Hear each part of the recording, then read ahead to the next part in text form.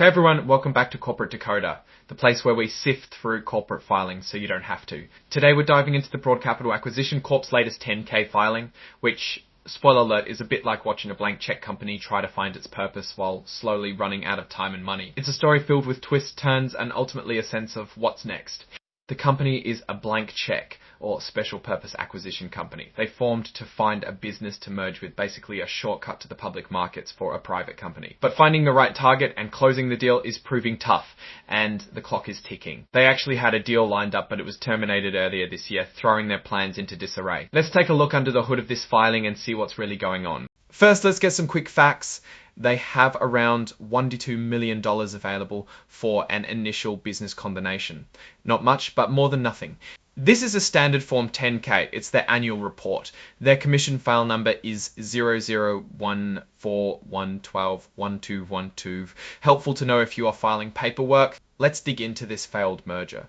So, Broad Capital had a deal with Open Markets Group, an Australian company, basically an agreement to merge and bring Open Markets public. It sounded promising, but then in February of this year, Open Markets terminated or cancelled the agreement, leaving Broad Capital back at square one. Now, let's talk strategy. They want to merge with technology companies in things like AI, machine learning, and aviation. They're not tied to any specific region, but specifically avoid businesses in China, Hong Kong, and Macau. Broad Capital has a set of criteria for potential targets. They want things like large and growing markets, strong management, and attractive business models. They're also focused on ESG, environmental, social, and governance factors, showing they want companies that are sustainable and responsible. Now, it's time for a potential conflict of interest. Broad Capital's management owns shares in the company. Creating a potential conflict of interest when deciding on a target, they are supposed to get an independent opinion if there is a conflict. Let's move on to how shareholders get a say. Public stockholders have the opportunity to redeem their shares, meaning they can get their money back if they don't like the deal. But there are limitations. They can't redeem so many shares that it drops the company's net tangible assets below $5 million. Something worrying, purchasing equity of shares may reduce trading and listing on exchanges. That's because the number of shares available for trading could dwindle, potentially leading to less interest from larger investors and making it harder to keep the company listed on a major exchange.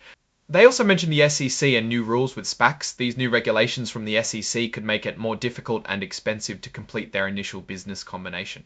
If they can't comply, they might have to liquidate, meaning everyone gets their money back but the company ceases to exist.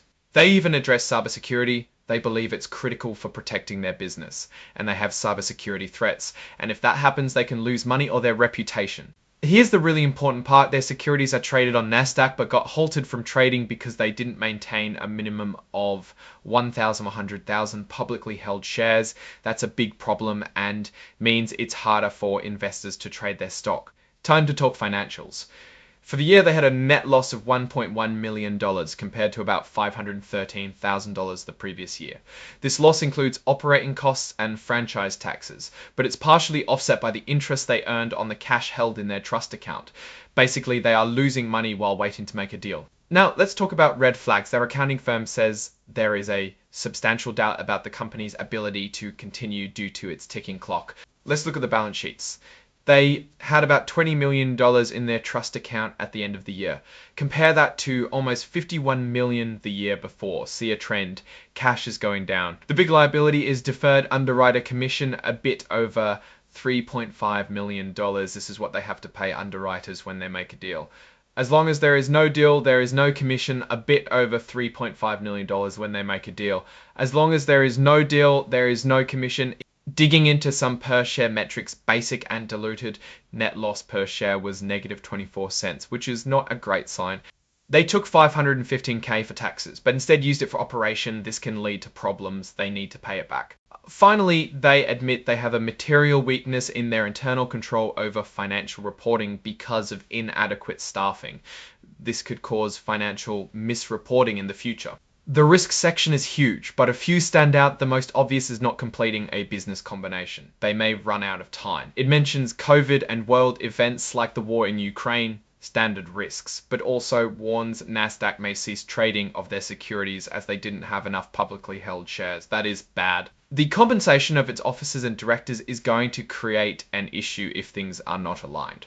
This company has identified a material weakness in their internal control and admits it's significant. So what does it all mean? Broad Capital Acquisition Corp is facing some serious headwinds. The failed open markets merger has left them scrambling for a new target. Their financials are deteriorating and they're running up expenses while waiting for a deal. The Nasdaq delisting is a big blow, making it harder for investors to trade their shares. The risk for investors at the rate the company is going. It looks like they will not merge and will liquidate for cents of the dollar. Broad Capital needs to act fast, find a viable target, and convince their stockholders that it's a good deal before time runs out. They can if they are really, really good, but realistically it might be too late, and a liquidation seems almost certain. Thanks for watching, and remember to hit that like button, drop a comment, and subscribe for more deep dives into the world of corporate filings.